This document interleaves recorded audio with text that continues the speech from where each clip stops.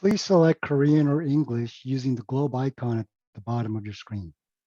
Ladies and gentlemen, welcome to another session of KDVA's webinar series about Korea defense veterans.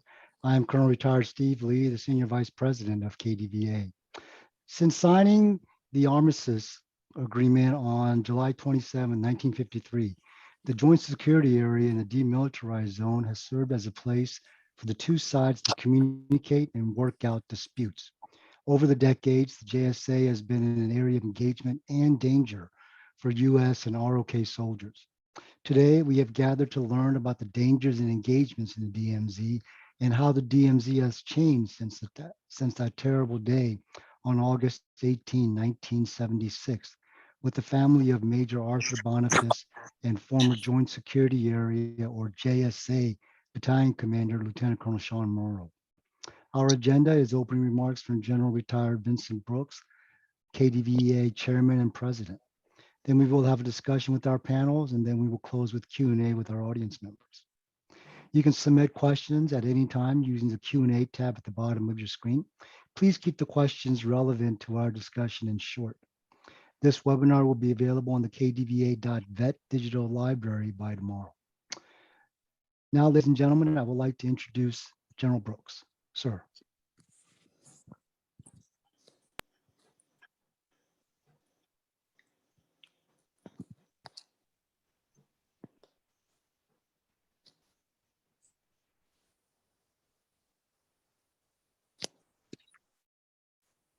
Ladies and gentlemen, Kwibin Yorobun, thank you all for joining us for this webinar that will focus on the Joint Security Area in Panmunjom, but also more specifically and more precisely on the axe murder incident of 1976. In that incident, a group of North Koreans jumped a group of Americans and Koreans who were simply doing their duty to trim a tree. And as you will hear, the tension had built up for some period of time and spilled over into a violent attack initiated by the North Koreans and ultimately resulting in the death of Arthur Bonifas, then a captain, and Mark Barrett, then a lieutenant. These two leaders were standing with their troops, causing the mission to be accomplished, but that mission was interrupted. You know, I first heard the story of this incident in 1976. As it turned out, Arthur Bonifas had gone to Korea from his assignment at West Point, where he was a faculty member, and his family was still there waiting for him to return in just a matter of weeks. I entered West Point in that same summer and remember very vividly standing in an honor guard on the plane at West Point as the body of Arthur Bonifas was returned to his family.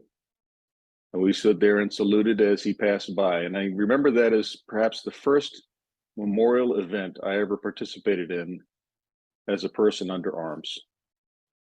And so that shaped my memory and etched into my mind this place called the JSA.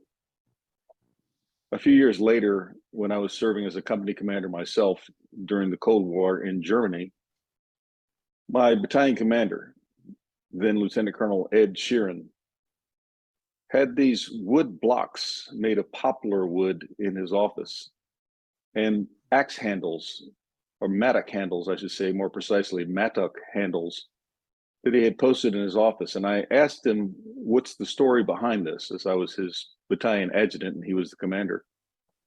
And he explained to me that he had been on the ground when that happened. In fact, he was the replacement for Arthur Bonifas, and they were doing a joint inventory. And within a matter of days, he led the element to come and cut the tree down completely.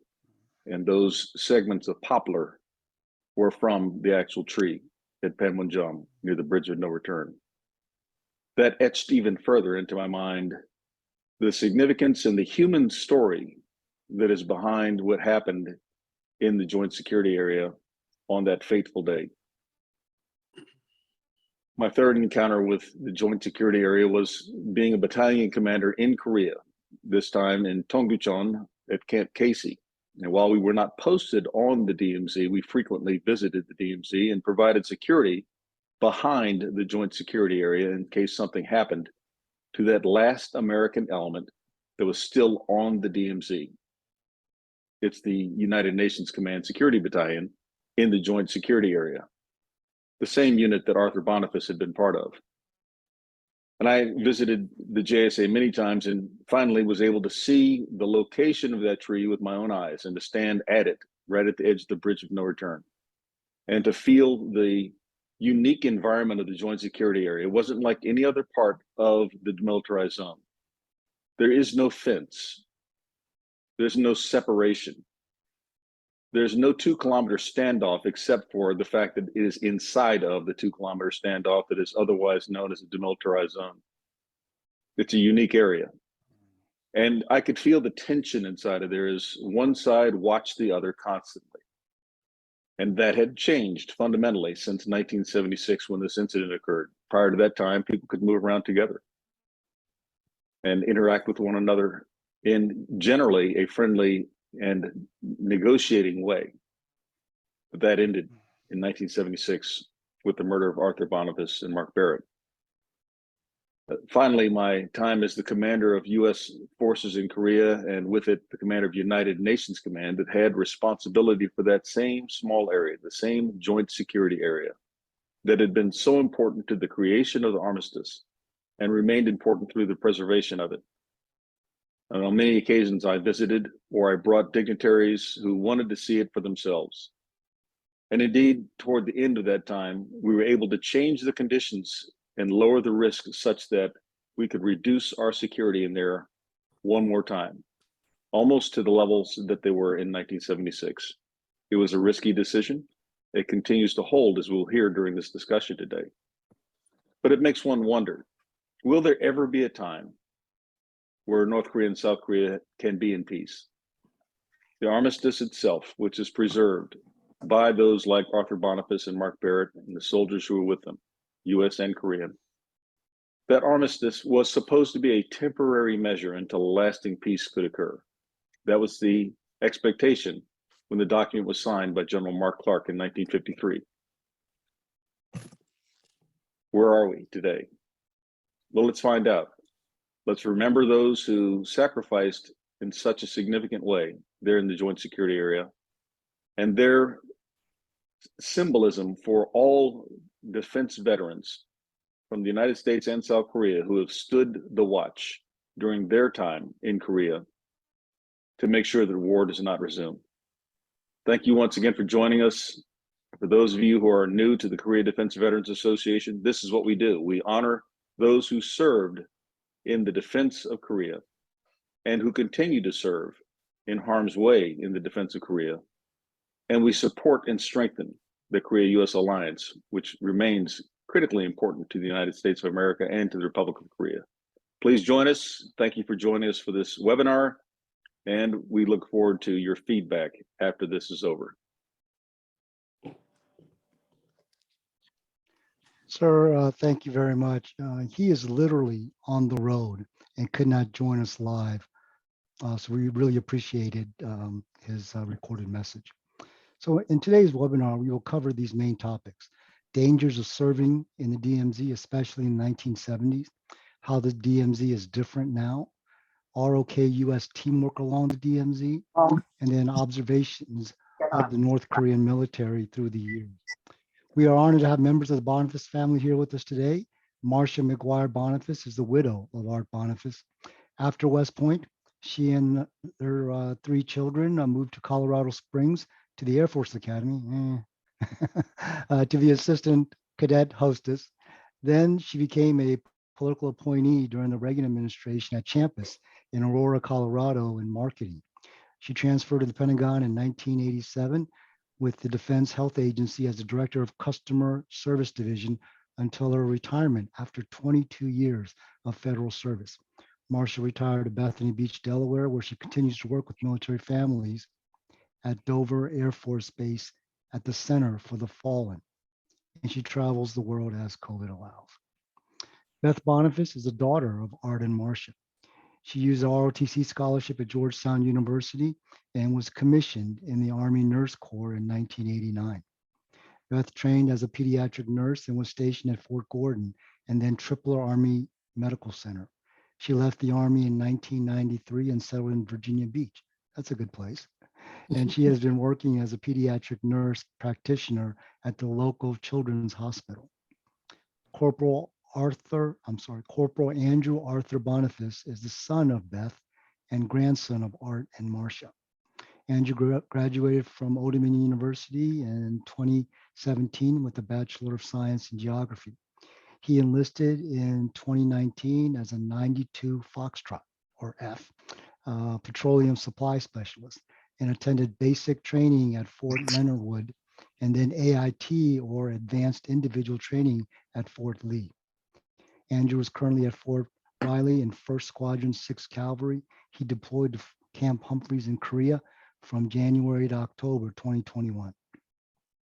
Finally, Lieutenant Colonel Sean Morrow commanded the United Nations Command Security Battalion in Panmunjom. He served on the Trilateral Commission representing the United Nations Command in talks with South Korea and North Korea. Lieutenant Colonel Morrow also was involved in over 40 direct engagements with the North Korean military and hosted US, ROK, and DPRK leaders for a historic meeting in 2019.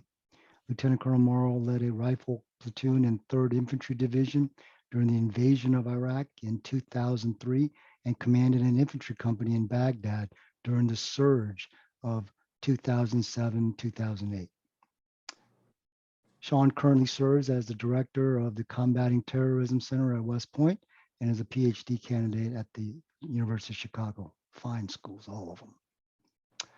So, ladies and gentlemen, today we commemorate 46 years since the day that Major Arthur Bonifas was killed in the Joint Security Area. I think everyone watching us share how deeply sorry we are for the family's loss. So Beth and Marcia, as you reflect on this life-changing moment, may I ask what you are thinking about and perhaps feeling? Beth? Each year at this time, I wonder what my life would have been like if my dad had lived. He left a large hole in our family, but I feel like my mom did a great job, and we have all grown into happy and productive adults and parents of amazing children of our own. I try to always remember that is not what happens to you, but how you deal with what happens to you.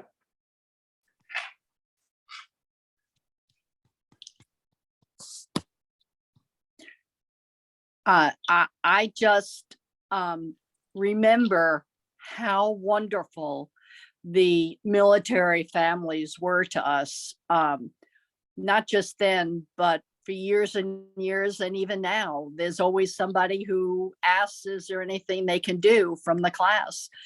And how fortunate we were to have the military behind us. So many times, Art could have been killed in an automobile accident on the way home from the airport, and we would never have gotten the emotional support that we have gotten from all the military, and especially classmates and their families. We are forever grateful for them. Wow. Just amazing words and examples of strength and family unity. Thank you very much.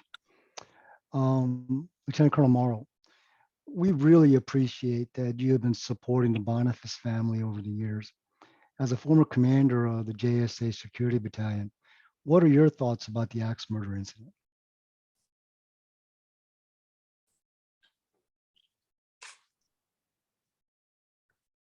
Thanks, sir. I think, sir, first I'd say that it's really the Bonifas family that's been supporting us and the troops at the JSA. Their friendship, their outreach to the troops, they send packages to the team.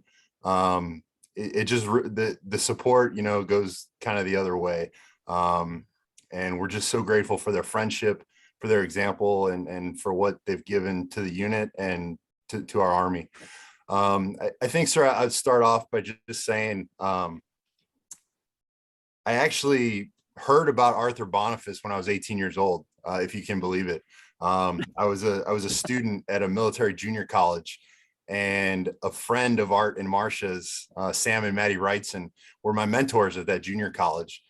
And the first time I went to their house, it was September of my freshman year at college. They had a handful of young cadets over for dinner, and they told us the story of the Bonifas family, of Camp Bonifas, of Panmunjom.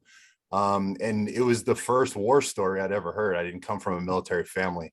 And I just remember not just thinking about the act of violence and the tactical nature of what happened when I heard that story. I just remember thinking about your brothers and sisters in arms, your military family, your JSA family, the guys and girls that are dialing into this right now to hear these stories. There's just this crazy connection through time that is felt through the DMZ. And when the command list came out, I had hoped to command a traditional infantry battalion, something maybe in the 101st or 10th Mountain. And when I found out I was going to Panmunjom, at first I was thinking, that's not a traditional maneuver battalion. And I couldn't have been more wrong. Leading those guys still on live patrols in the DMZ, crossing that line and going into North Korea and engaging those troops, and carrying on the legacy of Art and Mark and of everyone that's dialed in right now was probably the greatest honor of my career. Sean, very well stated. I really appreciate how you tied that in. And again, wonderful support both ways. Thank you. So Marcia, Yes. understanding how difficult serving in Korea was in a more dangerous DMZ in the 1970s, what were the family's thoughts about Major Bonifas serving in Korea? And how did he get assigned to Korea? And what did he say about his time in Korea? His original orders for Korea was not to that location. It was further south in Korea. And then about a week or so after that, he had this new set of orders. So he didn't understand why his orders were changed. So he called Branch, and all Branch would say that it was a decision that was made with a general officer. So Art didn't have any idea what that was all about until he realized that a few weeks before this, he was on funeral brigade. All the people who were no longer with the faculty until they left for Korea, they had to be on funeral duty. And sure enough, one day when Art was on funeral duty, he got called to do a funeral. And it was a funeral of a very old man who had been a general in the army at one time. And they said, and his son is now a general. So Art called somebody who had been in Korea the year before and asked about this person. And they said, you're either going to do a great job or you're going to have to leave the military with whatever you do with this man's father's funeral. So at the end of the time that Art served with this man, this officer, he might be on the line right now, but he congratulated Art on a job very well done. He was very impressed with what he did. So I firmly believe that he was the cause of Art going up, or the reason, not the cause, the reason for Art going to a special unit like that. And that was his day. He was going to die. He did everything he could have to do a situation that the North Koreans had a different idea than they did. And so be it. Oh, my goodness. This is Small the reason. world. Yeah. And I'll yes. say one other thing. The same Please. officer who Art talked with, he said, I have no idea what the JSA is until he started investigating. And this officer said, let me tell you, we were all ready in the gym at the beginning of the winter basketball season. And all of a sudden, these monsters walked into the basketball arena and they all had JSA written on the back. And he said they were all well over 6 feet. And of course, they won the basketball tournament. Yeah, height's sort of important in basketball. Yes, But yes. yeah, And it was very important in the JSA. right. No, absolutely. Wonderful. So Sean, you served in a much different DMZ environment. The historic Panmunjom Summit had just taken place in April 2018. You took command when there was great momentum for engagement with the North Korean military. Could you talk about how the dangers of the DMZ and perhaps lessons learned from the axe murders shaped your preparations and readiness for engaging with the North? Yes, sir. Thank you for the question. I think that it shaped our preparation in two very, very different ways.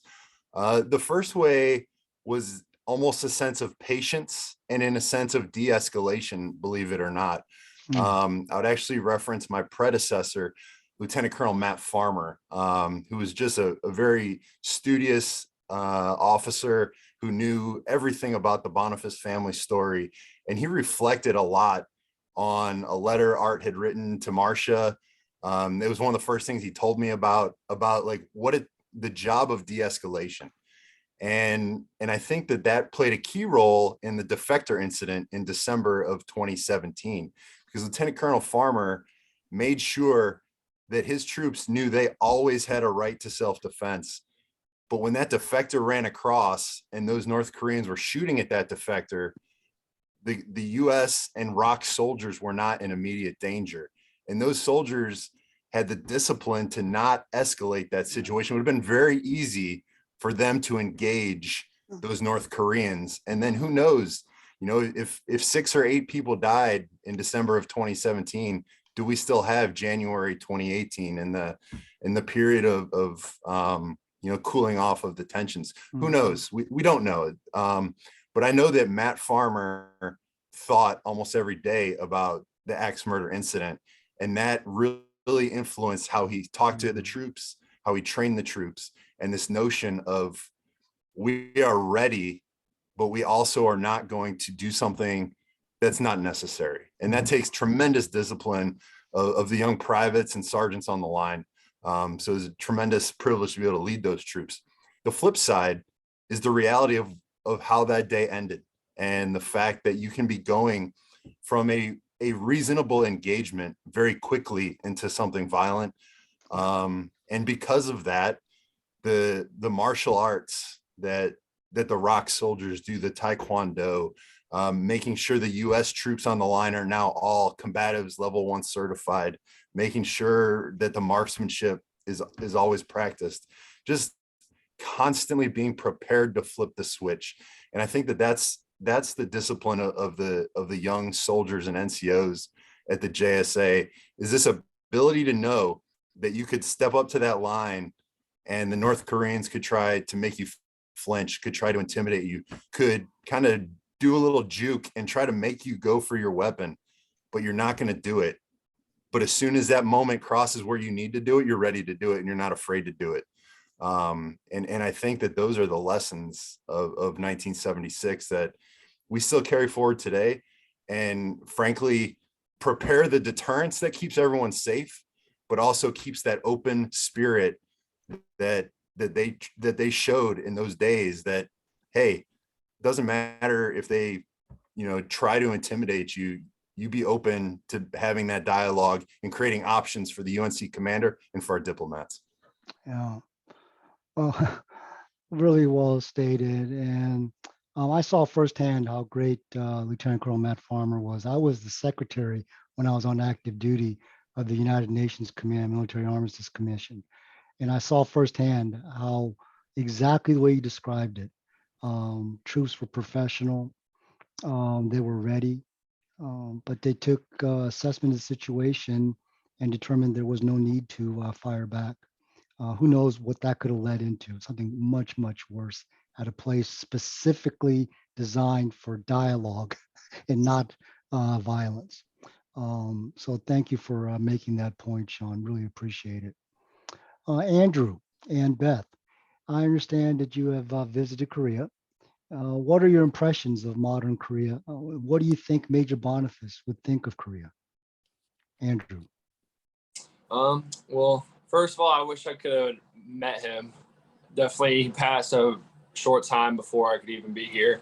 But I think he would be impressed with how Korea is now and seeing how we were on a deployment there last year with my aviation unit, seeing how we worked hand in hand with them and training and stuff at nightmare range. But I think he'd also be very steadfast and proud of how, with all the recent years that antics that North Korea has been doing, how steadfast and still polite and genuine people of North Korea, or not North Korea, but South Korea are. And also how they've developed has really impressed me through my visits. Okay. To do this. Yeah, it was beautiful. I had no idea how modernistic Seoul was, and the technology there was impressive. Yet there's all these ancient ruins there, so much history, so much ancestry that we learned about when we were there. When we were there last in 2015, we went to all kinds of different museums everywhere. It was fabulous. We got to travel down towards the Hyundai plant. We were on the trains. We got to see so many different ancient archives and everything. And then all the very modernistic things in the city. We went to one of the very modern hospitals. And I just think that my dad would be very proud that there's a role of the Americans there, but yet there's a presence more of the South Koreans and their fortitude and how far they've come in advancements and everything. We were very impressed with all of that. And we got to meet General Park, the oldest living Yes. Korean general. We did Sure. right before he died. Yes, just before he died. He was wonderful. What an inspiration. I'm glad y'all had the opportunity to meet General Baek Sun-yup before he passed away. There is no greater example and leader for the Alliance. And we're very, very thankful at KDVA that we have his oldest daughter, Miss Nami Park, as a member of our Council of Advisors. Thank you for sharing that. So now to Marcia and perhaps Andrew. What do you think are some things that people don't understand about American soldiers who served in the DMZ in the 1970s? Any insights that Major Bonifas shared about his service that most people would not know? No. Anybody who was going over to Korea, if they said that their spouse was in Korea, they naturally thought it was with the South Korean soldiers. There was no worries. It was strictly doing maneuvers and doing training for the year that they were there. And when Art was killed, my parents were down in New York City and I notified them and their friends. Well, they kept on saying, what do you mean he was killed by North Koreans? That doesn't happen.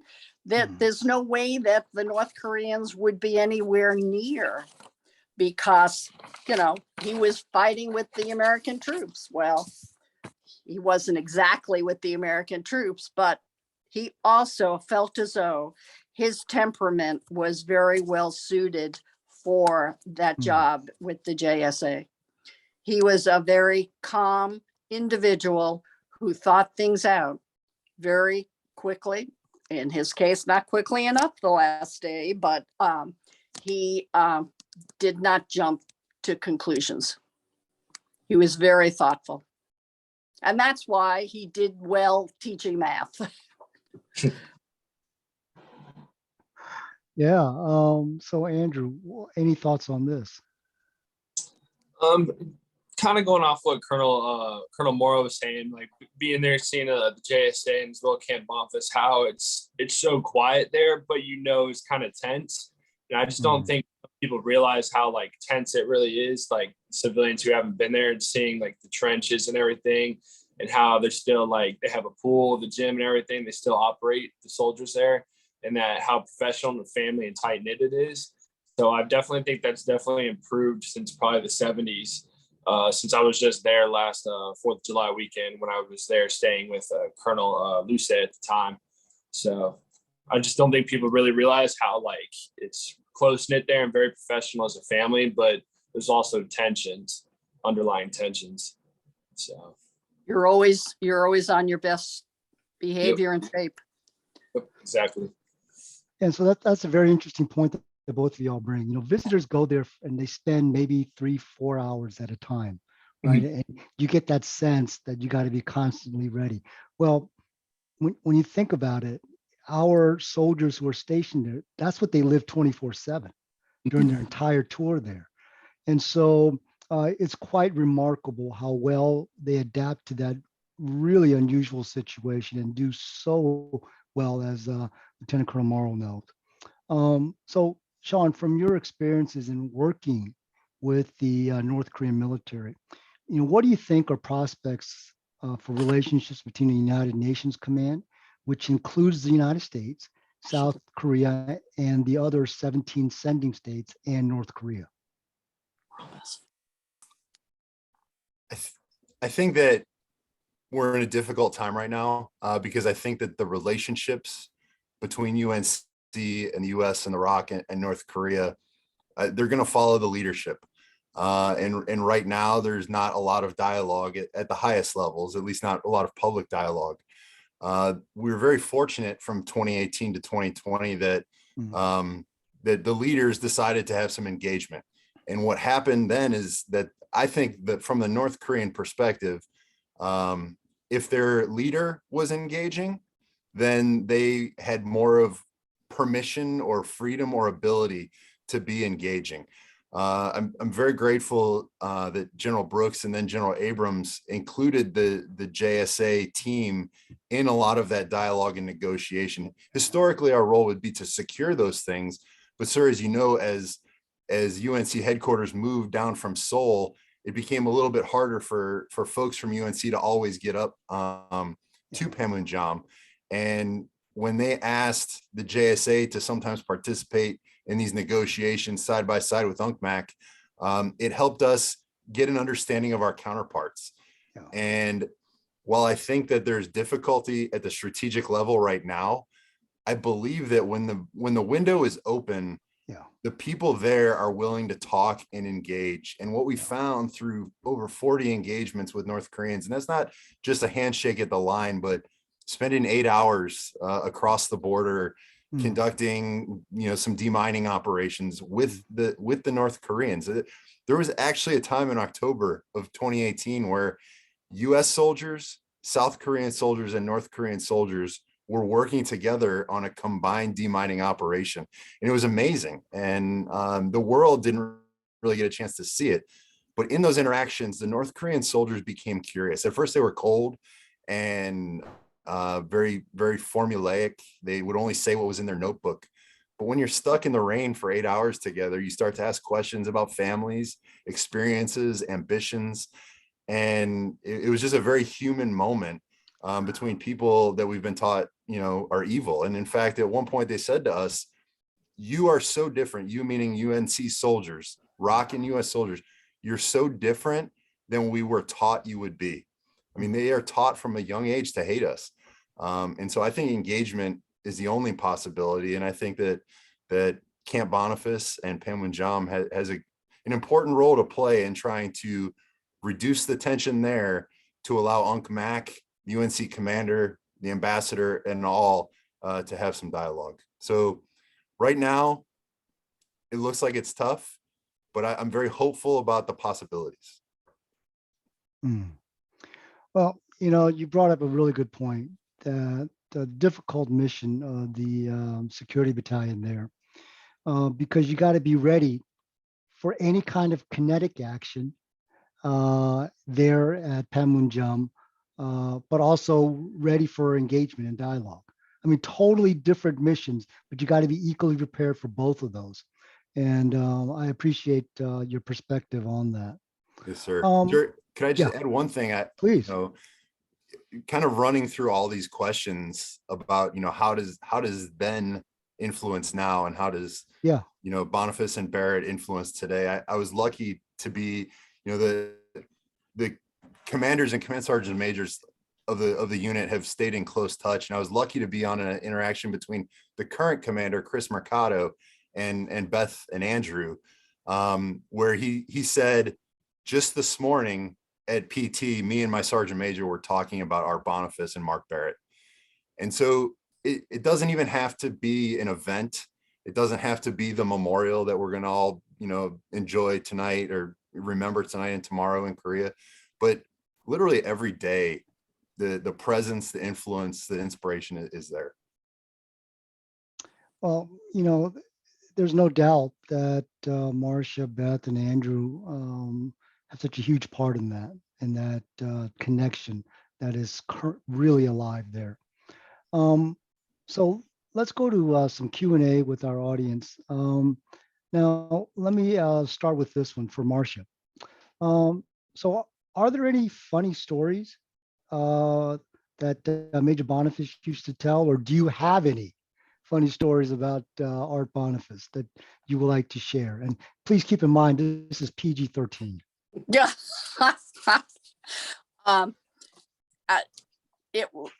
When he first got there, he did not, I think, understand the realization of how many dignitaries would be coming up during his tour. And they would all say, oh, we're coming up to see Captain Bonifas. And one of them was General Stilwell's son, who was in Korea along with Art. And Art knew him real well because at West Point, some of the water polo players who Art took care of were also in his company. So Art would get a phone call from him every couple of weeks and say, gee, Art, I'd love to come up and have dinner with you and hear what's going on. And Art would say in the beginning, that's great. I'm glad you're coming up. He said, well, I'm bringing a friend. And Art would say, fine. And that's all he would know until General Stilwell would come with him. And Art would be very flustered for a great period of time because he wasn't very good with four-star generals. But nobody ever came to see Art, really. Even his classmates who served during that year in other places in Korea, they wanted to have dinner with the Swiss chef who was up there at the time, world renowned. And they still are. Are they still there? Yeah. Oh my they God. still put out a pretty good spread, as Sean funny. knows. But no, yeah. Ask Sean, I wouldn't believe that they were still there.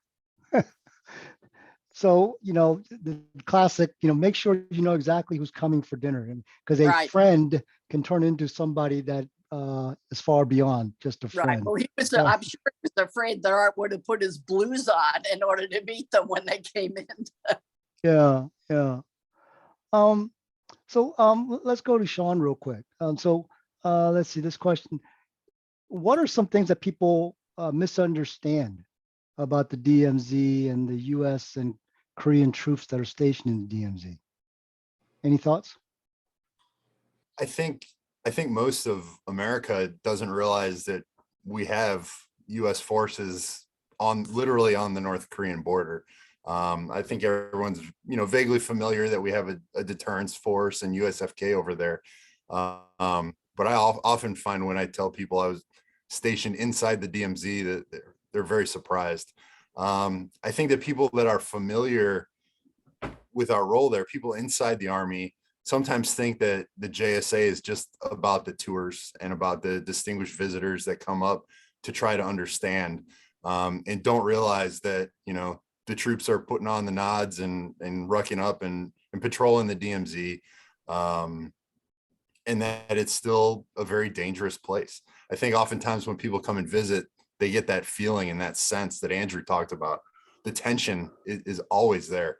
But I think that a lot of folks in the military just think it's the place where you take some pictures at the blue building, and not realizing what the troops are doing every single day to keep that place available for those visitors. Yeah, so for the folks that go and visit, and visiting Panmunjom is one of the big tourist attractions in South Korea. Um, they probably only see about 10% of what y'all do, right? I mean, in terms of being able to see, but there's like 90% of it that just goes so hard into all the training, the preparation. All of y'all got to be ready when you have visitors in the JSA. So it is quite remarkable how well trained y'all are and how great the troops are. I mean, it's not an understatement overstatement by any means. No, sir. I would also say that I think it's a really great example of the alliance. The alliance is strong. We know this, but that's where we're fully integrated. U.S. and ROK in the same battalion, following orders from UNC. It's just, I think that's a really special part about it, is that in any alliance, there's often going to be some political dilemmas or problems, and we saw that from 2018 to 2020 as we're negotiating agreements. But the troops, the folks that are doing the work, the brotherhood and the commitment between U.S. and ROK troops is rock solid. Okay. Let me just ask the Bonifas family. This might be a touchy question to ask you. So a common observation by Korean War veterans as well as Korea defense veterans who come back to Korea after years, and some of them many decades, they talk about how their service in Korea, seeing how Korea is now, it made it worth it for them. A lot of Korean veterans, they fought in the Korean War. They never came back to Korea until the modern age, in the 2000s. And they saw Korea literally as one of the most developed countries in the world. And they see that how their service and sacrifices led to South Korea being the way it is. And for the first time in their lives, a lot of them have said, to me, fighting in Korea was worth it. Okay, that is a common theme and observations that our veterans make.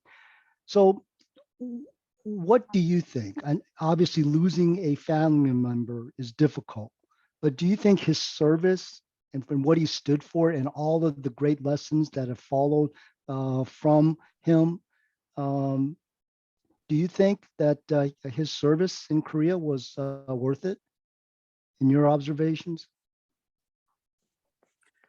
I, as his wife, absolutely feel as though he did the best job that could be done. He enjoyed it. He cared about everybody. He knew that everybody had their job and they would have his back as he would have their back, because that's the way he was as the commander there of that part of the unit.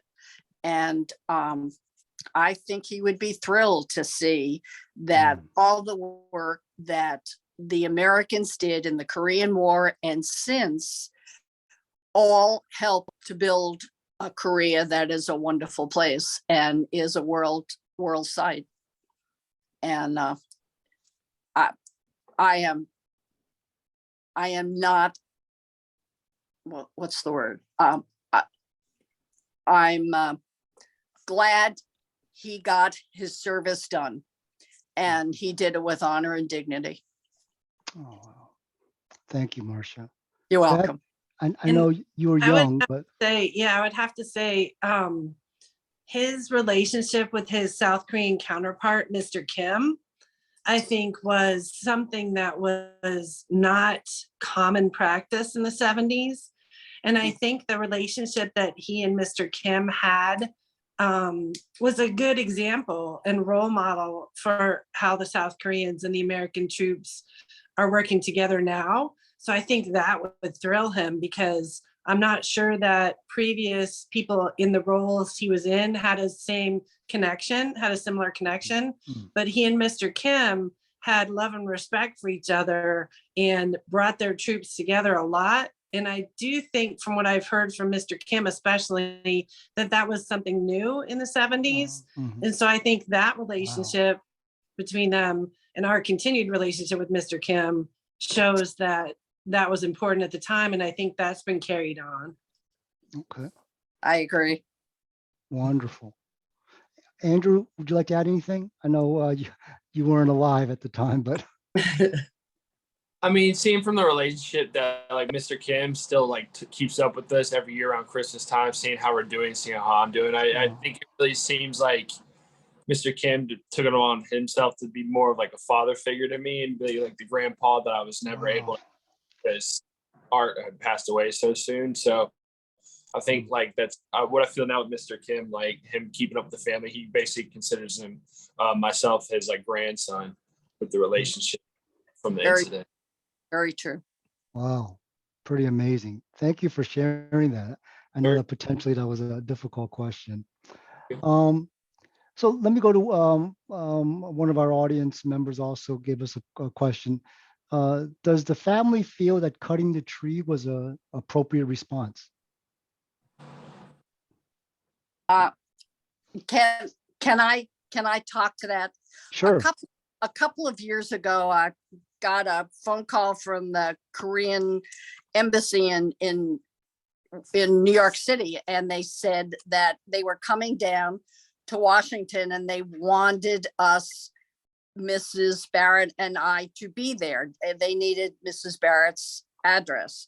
And we had no idea why they wanted us down there. And we both got there, and also Lieutenant Barrett's two sisters were also with us.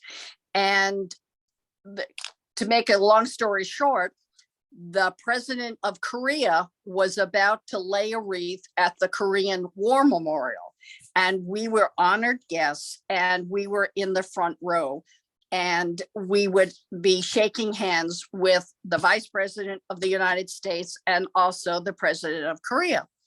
So I was the first one in our group that he got to. And just before that, the Korean soldier said, "Our president is going to tell you something that not many people know about." And that left us in a wash. We didn't know what that was about.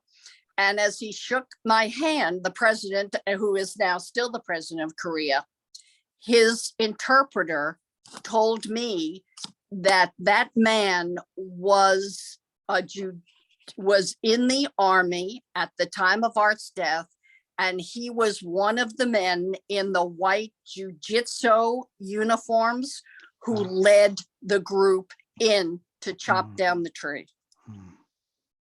Wow. And he wanted to apologize to the both of us and also to thank us for our husband's work. I had no idea. None of us had any idea that that was going to happen. Yeah. And he apologized for not being able to make a difference. He just wasn't able to get there in time. Right. Yeah. Right. Yeah. Oh my goodness. Okay. So we have another question from our audience members. And so this might go to Sean and me.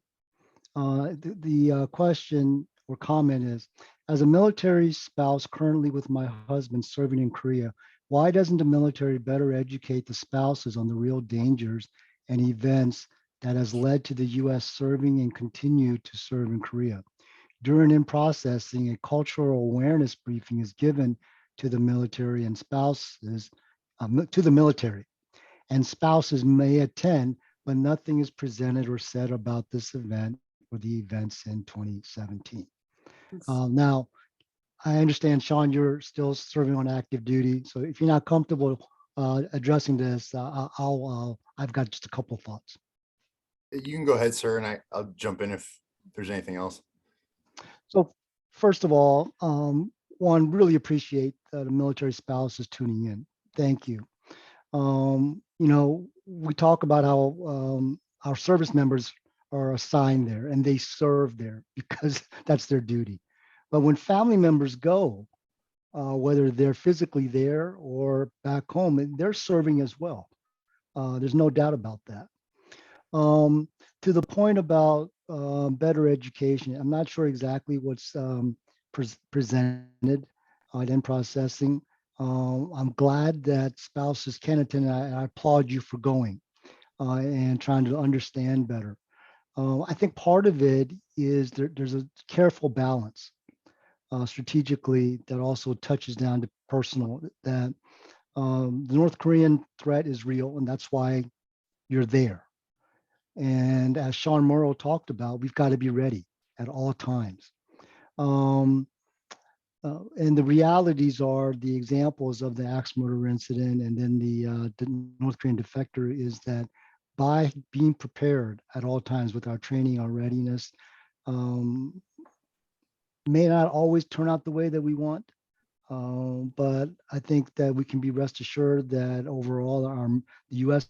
military, working with our Korean allies, almost always acts appropriately. So, this is something that we may provide as feedback back to the commands.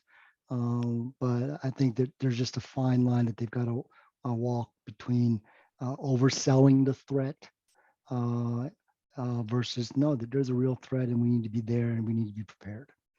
So anything that you want to add, Sean?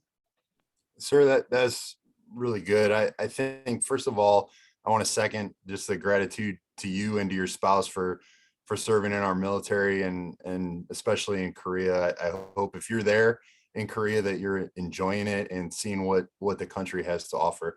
I think I want to tell you that your spouse is in a safe place. Korea, there is a threat, but your spouse is getting some of the best training over there in Korea that I've ever had in the military, because you can focus a little bit more over there than I think sometimes you can back home. He's well resourced, and the incidents that have happened in Panmunjom are very public and very emotional, but they're also extraordinarily rare. And I think that this sort of goes to another question on here about, why was there the decision to chop the tree, or was that appropriate? Nobody on that day thought that this would escalate to murder. The troops, especially folks that are dialed in from our KDVA, there's probably folks that got into some pretty serious fistfights in the 60s and 70s. It was a very common occurrence to get in real and severe fistfights. And that was the risk that the team was taking in 1976, that maybe there was going to be a dust up, but it wasn't ever going to go as far as it went. Nobody expected that. And so I'm glad you asked that question, and I hope that our answers, address it a little bit. But the danger of death in an incident like this is extraordinarily rare, but it's just a reminder that we must be ready. And I'm grateful that you and your family are there and are part of this team. Sean, very well done. Let me just read some comments from our audience members, not necessarily questions, but they just want to give you some feedback, especially to the Bonifas family. One of our audience members said, I wandered across this incident. This is a spouse earlier this year, and I have been intrigued since reading the details of the loss of the 2 American soldiers and the decisions that had to be made about how to handle it. My husband served at Camp Edwards shortly after this occurred. My heart went out to the families who lost their loved ones. It is a blessing to actually put a face to them today. I am so happy that I participated today. I am very proud of my husband's service also. He now suffers from a variety of Agent Orange related presumptives, and he was an excellent soldier and was willing to give his life if required. Another audience member said, I hope the family knows how much I respect their decision to take part in this webinar. Thank you. It means so much to me, and I'm so sure, I'm sure to my buddies that Captain Bonifas and Lieutenant Barrett are remembered and honored. And that's from David Benbow, formerly Sergeant Benbow, who served in the DMZ in 69 and 68. Let me provide some other comments real quick. One of our audience members said, I was an 18-year-old sailor on CV-41 at that time. Till this day, I'm so proud of that. Another audience member said, Art and Barrett did not die in vain. Needs to be said. Another audience member said, after 18 months and 2 ID during the time Art was there, I was leaving on the date the axe murder occurred, and anyone who was leaving was called back. We were ready to go to war. I know there were always small incidents that could have escalated into much bigger problems, especially during patrols. Okay. They were all taken off planes. Let's see. So it is an honor to hear the personal stories from the Bonifas family. When I was serving at Camp Greaves in 1991, we were taught about the axe murder incident as a reminder of what can happen on the DMZ. Captain Bonifas and Lieutenant Barrett's service has never been forgotten, and that is certainly true. Okay, so ladies and gentlemen, we're at the close of our webinar. Thank you so much. We really appreciate when our audience members actively participate with us. Very touched by the stories and insights from our great guests. And KDVA, we really appreciate these stories. They're the ones who make a difference in keeping our bonds strong with South Korea and the United States.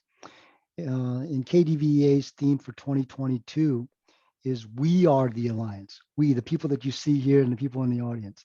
And the Bonifas family, Lieutenant Colonel Morrow, are the alliance because it would not be the strong without them. I would like to sincerely thank Marcia, Beth, and Andrew Bonifas and Lieutenant Colonel Sean Morrow. You can find stories like the ones you heard today in the KDVA Quarterly Journal. We are accepting articles until August 31st, and the journal will be published in late September. One of the KDVA interns will turn what we heard today into articles for the journal. KDVA recently conducted our first KDVA reunion in Washington, D.C. on July 26th through 28th. It was the first time that KDVA members gathered to share stories about their service, connect with members from all around the world, and learn more about the ROK US Alliance, the veterans who support and serve the Alliance. We hope you'll be able to join us in future reunions. The Korean Ministry of Patriots and Veterans Affairs, or MPVA, sponsored the reunion. And they're also sponsoring the upcoming Korea Revisit program for defense veterans. We have extended the application to Friday, August 19th. That's coming up here. So please go to kdva.vet, that's VET, to apply. This is an incredible program in which the Korean government will pay for all expenses for the defense veteran plus half of a companion's airfare. And then once in Korea, the Korean government and the Korean people will welcome and thank our veterans and their families for their service and sacrifices. Finally, the KDVA internship program is accepting applications for our 2022-2023 intern class. If you would like to add your voice in supporting this alliance, please consider joining KDVA. It is free and it literally only takes a few minutes at kdva.vet. So ladies and gentlemen, thank you very much. And we look forward to continuing to work together. Bye-bye, everybody. Bye. Thank you.